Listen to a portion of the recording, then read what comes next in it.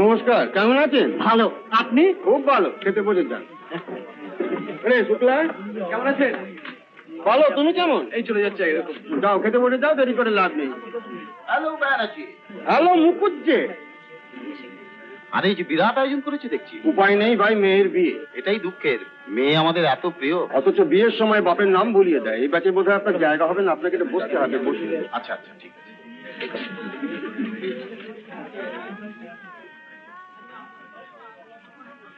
কি হরেন বাবু, হচ্ছে তো ঠিক? আমি কোথাও ইনভাইটেশন খাই না। আমি জানি আজকাল এসব জোগাড় করা তো একটা ইনহিউম্যান টাস্ক। আপনি সব জোগাড় করলেন করতে গেছে? ওই প্রভিডেন্ট ফান্ডটা ভাঙলুম। না, দারুণ। আমরা খানার পোলাওটা দারুণ হয়েছে। রে রে, আরো হাফ কিলোটা ছানার পোলাও দিন। না না না না, তারপর প্রভিডেন্ট ফান্ডটা ভাঙলেন, তারপর কিছু চড়া সুদে টাকা ধার করলুম। দেখুন, খেয়েই বলে দেবো কোথাকার দই।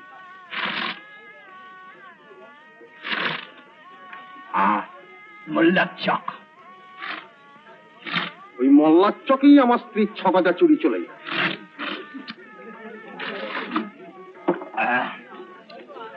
বাহ বাবা, বাহ, জিনিসপত্র বের করেন তো। বাহ বাহ, তার মানে একদম বন্ধ করে দাও।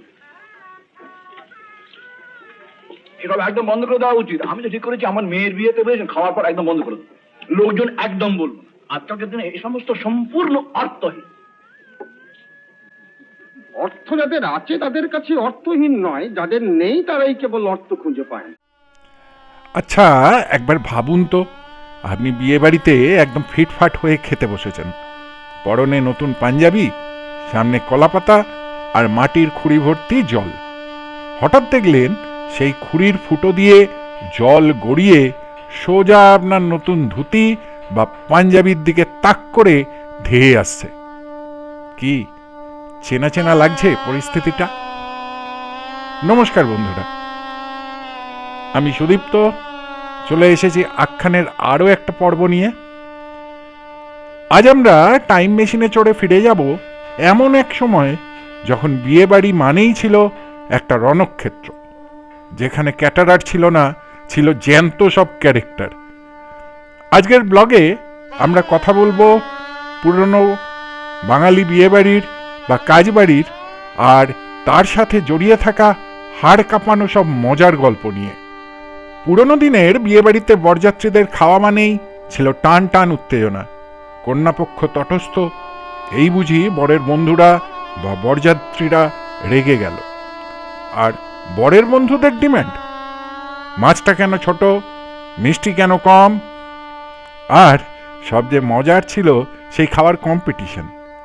তখন যুবকদের পেটে কি হজম শক্তি ছিল!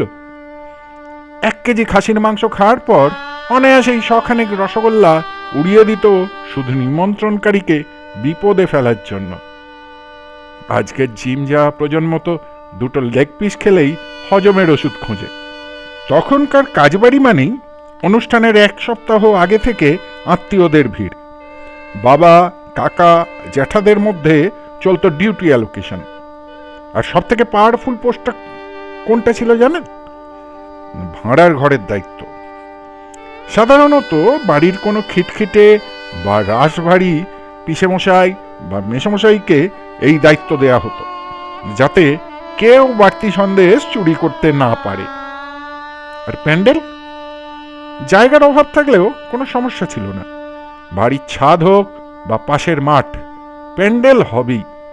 সেখানে সেই অদ্ভুত এক্সেপেট স্ট্যান্ডের ওপর কাঠের পাটাতন দিয়ে তৈরি টেবিল, আর তার উপরে জল ছিটিয়ে কাগজ বিছিয়ে দেয়া, আর তার সাথে সেই নড়বড়ে কাঠের চেয়ার।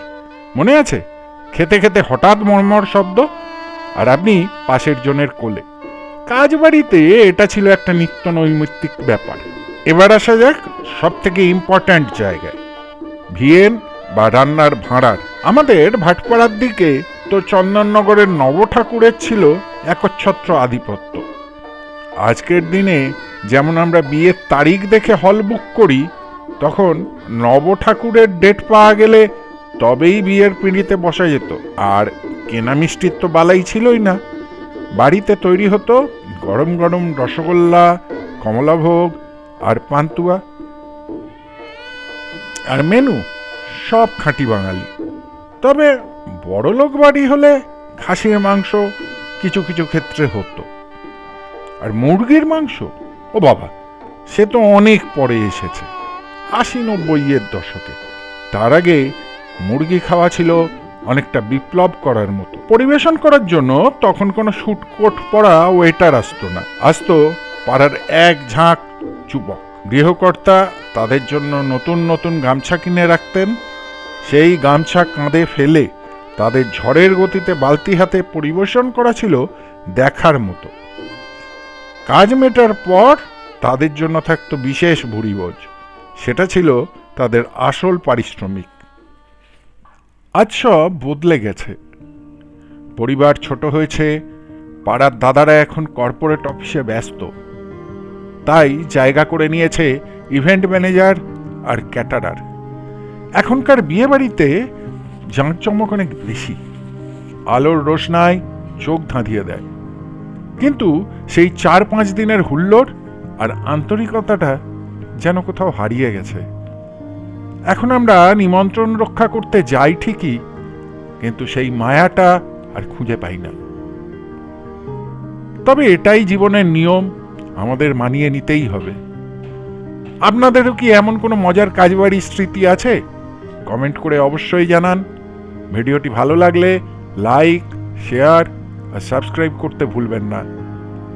দেখা হচ্ছে পরের পর্বে অন্য কোনো বিষয় নিয়ে। ততদিনের জন্য নমস্কার।